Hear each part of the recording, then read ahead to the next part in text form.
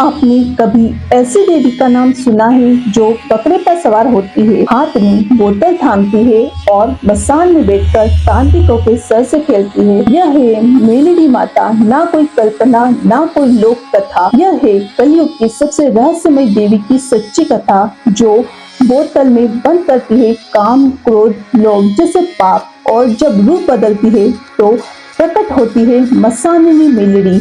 तंत्र, रात्रि और मसान की देवी। कौन है यह देवी?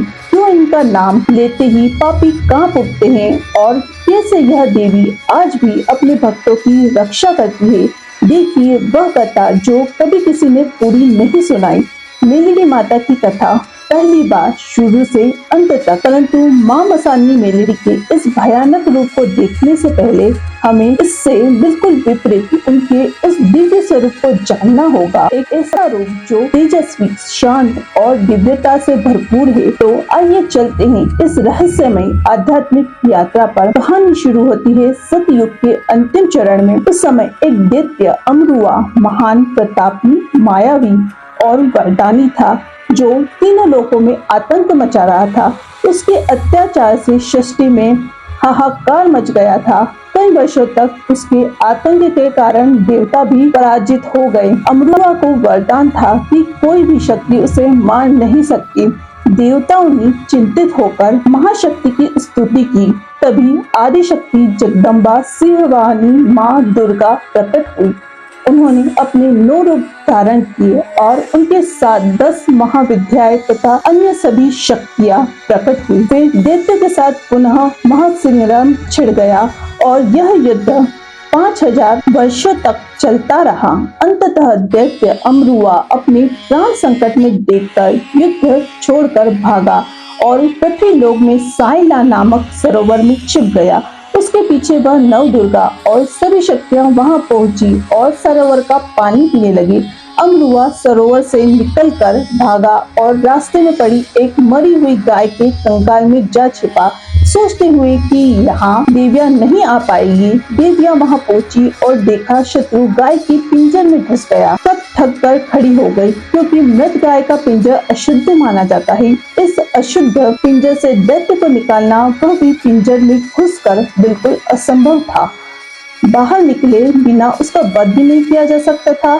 ऐसे विषम स्थिति में माँ ने एक तरकीब लगाई, अपनी हथेलियों को रगड़ा और मेल निकाला। आदि शक्तियों ने उक्ति लगाई और इस मेल से एक मूर्ति बनाई। फिर मंत्रों द्वारा माँ ने उसमें प्राण डाले। मूर्ति में स्थापित किए गए और मेलडी माता प्रकट हुई, एक बाल कन्या के रूप में, जिनके बाएं हाथ में खंजर और दाएं हाथ में दिव्य बोतल थी। कन्या ने कहा, हे माताओं, बताइए आपने मेरा आह्वान क्यों किया? देवियों ने अपनी सारी व्यथा सुनाई। सारी बात समझकर कन्या ने देवियों की इच्छा अनुसार गाय के पिंजर में प्रवेश किया। यह देखकर अमरुआ चकित रह गया और डर कर बाहर भागा। जैसे ही वह बाहर आया, माता ने उसका वध कर दिया। इससे उन्होंने सिद्ध कर दिया कि उनका जन्म बंधन में बंधने के लिए नहीं, बल्कि बंधनों को तोड़कर कठिनाइयों से लड़ने के लिए हुआ है।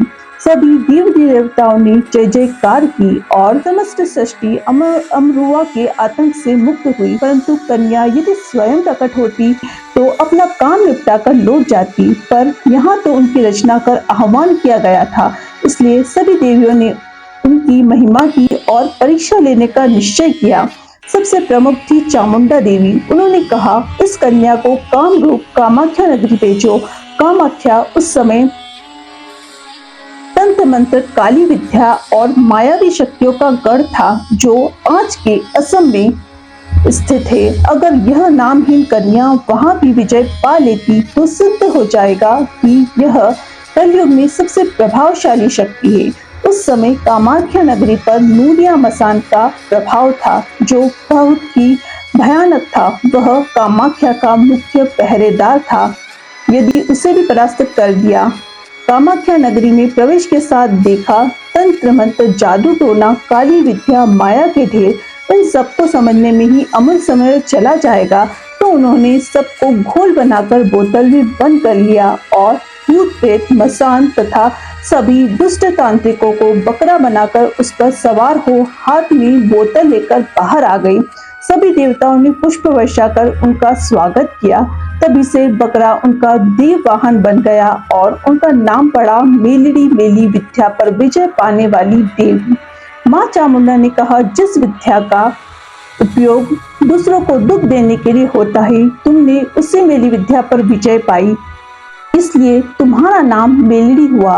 अब हम बढ़ते हैं सौराष्ट्र की ओर, विरमगढ़ राज्य। वहां के राजा भीमसेन को एक बड़ी चिंता थी, उन्हें संतान नहीं थी। राजा रानी ने अनेक यज्ञ किए, कई मन्नतें मांगी, लेकिन कोई फल नहीं मिला। एक दिन रानी स्नान करने के लिए गिरनार पर्वत के पास जंगल में गईं। वहां उन्हें एक अद्भुत दृश्य दिखा। बकरी पर सवार एक कन्या, हाथ में त्रिशूल, खंजर और आंखों में तेज। तभी मेलिडी माता प्रकट हुई। माता ने कहा, मैं तुम्हें पुत्र दूंगी, लेकिन याद रखना वह मेरा सेवक होगा। फिर उनके घर जन्म हुआ वीरमदेव का। जब वह बड़ा हुआ, माता ने उसे एक विशेष बोतल दी और कहा, इसे संकट के समय खोलना, लोभ में कभी नहीं। कुछ समय बाद पड़ोसी राज्य के धीरपाल राजा ने हमला किया। वीरमदेव के पास केवल 300 सैनिक बचे। तब उन्हें माता की दी हुई बोतल खोली। माता 108 दिव्य वीरों के साथ प्रकट हुई। युद्ध का परिणाम बदल गया, वीरमदेव की विजय हुई। उसके बाद वीरमदेव ने अपना जीवन माता की भक्ति में समर्पित कर दिया। आज भी वीरमनाथ धाम इस चमत्कार का साक्षी है। अब बात करते हैं स्वर्णपुर के राजा हेमराज की। हेमराज को अपने वैभव और शक्ति पर बहुत घमंड था। उसने कहा, मेरे राज्य में किसी देवी की आवश्यकता नहीं। उसने माता के मंदिर को गिराने का आदेश भी दे दिया। लेकिन उसी रात जब हेमराज अपने महल में था, उसे एक भयानक स्वप्न आया। मेलिडी माता प्रकट हुई और बोली, अगर सुबह तक तुमने मुझसे क्षमा नहीं मांगी तो तेरा राज्य नष्ट हो जाएगा। हेमराज डरकर जाग उठा, तो घमंड में उसने इसे केवल एक सपना समझा। सुबह होते ही उसके राज्य में आपदाओं का कहर टूट पड़ा। अकाल पड़ गया, अन्न भंडार खाली हो गए, राज्य के कुएं सूख गए, महल की दीवारों में दरारें पड़ने लगी। अब राजा भागते हुए माता के मंदिर पहुंचा। वहां घंटों प्रार्थना करने के बाद माता प्रकट हुई। राजा उनके चरणों में गिर पड़ा और क्षमा मांगी। माता ने उसे क्षमा कर दिया और तभी से हेमराज माता का भक्त बन गया। तब से लेकर आज तक स्वर्णपुर में माता का उत्सव बड़ी धूमधाम से मनाया जाता है। अब चलते हैं पाकिस्तान से सिमट कर बसे गुजरात के कच्छ के निरोली गांव में। यहाँ एक तांत्रिक कृष्णदास अपनी सिद्धियों पर बहुत घमंड करता था। कहते हैं उसने यह ठान लिया था कि वह मेलिडी माता को बाधित कर अपनी शक्ति सिद्ध करेगा। उसने घोर तंत्र साधना शुरू की, लेकिन जैसे ही उसने माता को बाधित करने का प्रयास किया, एक दिव्य तेज प्रकाश उत्पन्न हुआ। अचानक ही कृष्णदास की सारी सिद्धियां नष्ट हो गई और देखते ही देखते वह स्वयं एक बकरा बन गया। यह कहानी हमें सिखाती है कि शक्ति का घमंड नहीं पालना चाहिए। शक्ति का दुरुपयोग हमेशा आत्मविनाश का कारण बनता है। ऐसे ही राजस्थान के बालोतरा क्षेत्र में भी एक कहानी हुई, जहां राजा हरिहर और सेनापति धवल सिंह युद्ध में शत्रुओं से घिरे हुए थे। जब शत्रु ने चारों तरफ से राज्य को घेर लिया, तब माता एक शक्ति के रूप में प्रकट हुई और शत्रु भयभीत होकर भाग गए। अब हम चलते हैं मेलिडी माता के भयावह और डरावने स्वरूप की ओर, जिसकी बात हमने वीडियो की शुरुआत में की थी, जो तांत्रिक और मेली विद्या से जुड़ा हुआ है, जिसे मसानवी मेलिडी माता कहा जाता है। मसानी का अर्थ है शमशान में रहने वाली शक्ति। कई बार यह रूप किसी काम के बदले में बलि मांगता है, जिसका वर्णन गुजरात की कई लोक कथाओं में मिलता है। वैसे तो माता के पूरे भारत में अनेक मंदिर है, लेकिन कामाख्या पर विजय के बाद उनका मुख्य स्थान बना कामरूप देश का माखनिया डूंगर। इसे लोग कामाख्या नगरी या कामरूप देश के नाम से जानते हैं। अब हम बात करते हैं भारत के सबसे महान राजा उज्जैन के अमर राजा विक्रमादित्य की।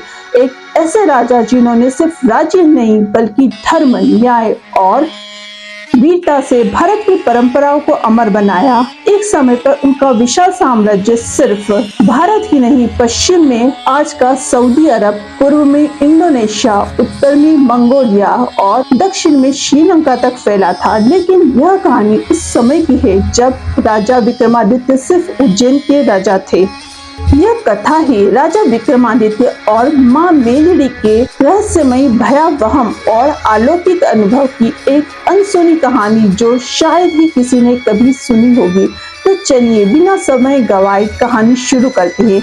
उज्जैन के राजा वीर विक्रम 18 भाषाओं के ज्ञाता थे, स्वभाव के बहुत सरल और विवेकी थे। एक दिन राजा ने सोचा मुझे योग सिद्धि मंत्र सीखना चाहिए, इसलिए एक रात सारा राज्य छोड़कर वे अकेले कामरूप देश की यात्रा पर निकल पड़े। वहां के गहरे जंगलों में एक तपस्वी बाबा वाली साधना में लीन थे। राजा विक्रमादित्य वहां पहुंचे और जोर से बोले, अलख निरंजन। राजा की आवाज सुनते ही बाबा वाली ने अपनी आंखें खोली और पूछा, कौन हो तुम, यहाँ क्यों आए हो? राजा बोले, बाबा मैं उज्जैन का राजा विक्रमादित्य हूँ, मैं योग सिद्धि मंत्र सीखने आया हूँ। यह सुनकर बाबा ने मंत्र सीखने का कारण पूछा। राजा बोले, मैं यह मंत्र अपनी प्रजा के कल्याण के लिए सीखना चाहता हूँ। बाबा यह सुनकर सिखाने को तैयार हुए, परंतु उन्होंने एक शर्त रखी। शर्त यह थी कि 14 की रात राजा को पुतली वाव से एक लोटा पानी भरकर लाना होगा। अगर वे ऐसा कर पाए तभी उन्हें दीक्षा मिलेगी। कुछ दिन बाद काली 14 की रात आई। राजा पुतली वाव पर पहुंचे और एक लोटा लेकर सीढ़ियों से नीचे उतरने लगे। लगभग 50 सीढ़ियां उतरते ही वहां सो रहे सारे भूत जाग उठे। चारों तरफ से डरावनी आवाजें आने लगी, राजा तुझे खा जाएंगे, तुझे खा जाएंगे। इसके पहले भी कई राजा पानी भरने आए थे, लेकिन कोई भी जिंदा लौट कर नहीं गया। वाव के भीतर रहते थे 1200 भूत, 1200 भूतों के पुतले, जो हर आने वाले राजा को अपने जैसा बनाकर राजा ने ऊपर आने की कोशिश की, पर हिल भी नहीं पाए। भूतों ने हंसते हुए कहा, यहाँ से कोई राजा बचकर नहीं गया, तू भी नहीं जा पाएगा। राजा को लगा मानो मुझ सामने खड़ी हो। उन्होंने अपनी कुल देवी हरसिद्धि को याद किया। माता प्रकट हुई और बोली, राजा तुम यहाँ क्यों आए हो? राजा की सारी बातें सुनकर माँ बोली, अगर तुमने मुझे कहा होता तो मैं तुम्हें मंत्र विद्या सिखा देती, लेकिन अब मैं तुम्हारी मदद नहीं कर सकती। यह कहकर माँ अदृश्य हो गई। कुल देवी ने मदद से इनकार कर दिया तो राजा का भय और बढ़ गया। राजा ने 64 जोगनियों को याद किया। उन्होंने 64 जोगनियों का मंत्र जपा जो उन्होंने सीखा था। 64 जोगनियां प्रकट हुई, लेकिन उन्होंने भी मदद करने से इनकार कर दिया और अदृश्य हो गई। अब जब कोई मदद नहीं कर रहा था तो राजा बोले, क्या इस कामरूप देश में कोई देवता या पीर पैगंबर जो मुझे यहाँ से जिंदा निकाल सके? वे जो कहेंगे मैं वैसा ही करूँगा। यह वचन में वीर विक्रम देता हूँ। राजा की आवाज किसी ने नहीं सुनी, लेकिन माखनिया डूंगर वाली मसानी देवी मेलड़ी माता ने उनकी पुकार सुन ली। मसानी मेलड़ी प्रकट हुई। जैसे ही उनके पैरों के घुंघरू बजे, सारे भूत प्रेत भाग गए। राजा ने माता से अपनी रक्षा की प्रार्थना की।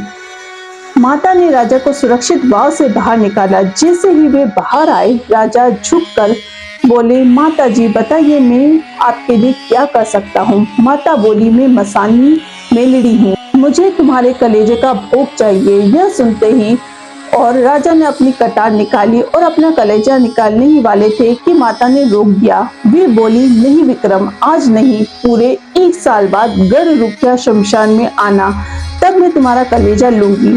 राजा ने कहा, भले ही माँ, जैसी आपकी इच्छा। और वे अपने राज्य लौट आए। समय बीता। 1 साल बाद काली 14 की रात आई। राजा विक्रमादित्य कटार लेकर उज्जैन के भवारी बाजार की ओर निकले। धीरे धीरे वे उज्जैन के पूर्वी द्वार पर पहुंचे। वहां 4 जोगियां खप्पर लिए आ रही थी, जिनको देखकर राजा बोले, हे जोगमाया, आप कौन हैं और कहाँ जा रही हैं? जोगियां बोली, विक्रम, हम तेरी उज्जैन नगरी में जा रही हैं। भवरी बाजार के 7वीं मंजिले के झरोके पर सियावन सयन नाम की औरत मेरे मंत्र जाप कर रही है। हम यह खप्पर वहां डाल देंगी, फिर अगले 6 महीने तक तेरी उज्जैन नगरी में लाशें ही लाशें बिछी होगी। तेरा उज्जैन जिंदा जागता शमशान बन जाएगा। यह सुनकर राजा विक्रमादित्य को बहुत दुख हुआ। उन्होंने मन ही मन माँ मेलिडी को पुकारा और कहा, हे खप्पर जोगनिया, अगर तुमने यहाँ से कदम भी आगे बढ़ाया तो तुम्हें माँ मेलिडी की कसम है। तुरंत ही चारों जोगनियां वहीं पर पत्थर बन गई। इसके बाद राजा गढ़ रुखिया शमशान पहुंचे। शमशान की शुरुआत में काल भैरव और माँ काली विराजमान थे। माँ काली जानती थी कि राजा विक्रमादित्य अपना कलेजा माँ मसानी मेलिडी को भोग देने जा रहे हैं। यदि कलेजा जमीन पर गिर गया तो माँ भोग स्वीकार नहीं करेगी, राजा जीवित नहीं बचेगा। इसलिए काल भैरव को मनुष्य रूप में छिपाकर राजा के पीछे भेजा और कहा, काल भैरव, जब राजा कलेजा निकाले तो आप उसको पकड़ लेना और माँ मेलिडी को दे देना। उसी समय महल में राजा की रानी को संदेह हुआ। उसने सोचा, आज काली चौदस की रात मेरे स्वामी कहाँ जा रहे हैं। उसने पुरुष धारण किया और घोड़ा लेकर राजा के पीछे निकल पड़ा। जैसे ही घोड़े के पैर शिप्रा नदी में पड़े, बाबा वाली बाहर निकले और 3 मंत्र बोले। तुरंत ही रानी घोड़े समेत पत्थर बन गई। उधर राजा विक्रमादित्य शमशान पहुंचे। सामने से मसानी मेलिडी माता चलकर आ रही थी। उनके बाल खुले हुए थे, शरीर से रक्त टपक रहा था, मानो किसी को खाकर आ रही हो। माता की एक हाथ में चाकू था और दूसरे हाथ में खप्पर। माता ने हंसते हुए कहा, हे राजा विक्रमादित्य, लाओ मेरा भोग। राजा ने कटार निकाली, छाती पर मारी और कलेजा बाहर निकला। तुरंत ही काल भैरव ने कलेजा पकड़ लिया। माता ने पूछा, तुम कौन हो? काल भैरव बोले, मुझे क्षमा कीजिए, मैं काल भैरव हूँ। मुझे माँ काली ने भेजा था कलेजा पकड़ने के लिए, ताकि यह नीचे ना गिरे और आप भोग स्वीकार करें। माता ने भोग स्वीकार किया और बोली, अब यह कलेजा जा राजा की छाती पर रख दो। काल भैरव ने कलेजा राजा की छाती पर रखा और राजा जीवित हो गए। राजा माँ के चरणों में गिर पड़े और बोले, माँ कृपया आप मेरे राज्य में पधारिए। माता ने कहा, हे विक्रम, खड़ की लकड़ी से एक छड़ी बनाओ, गाय के गोबर से ढाक बजाकर मेरा स्वागत करो, फिर अपने महल में सोने के सिंहासन पर छड़ी रख दो और अगर अचानक कुमकुम से भरे पांव के निशान दिखाई दे तो समझ लेना कि मैं स्वयं पधार चुकी हूँ। यह मेरा वचन है। राजा जब महल लौटे तो रानी वहां से गायब थी। राजा चिंतित होकर माँ मेलिडी को पुकारने लगे। तुरंत ही माँ मेलिडी ने राजा का वेश धारण किया और बाबा वाली के यहाँ पहुंची। वहां पहुंचकर गर्जना की, वाली बाहर निकलो।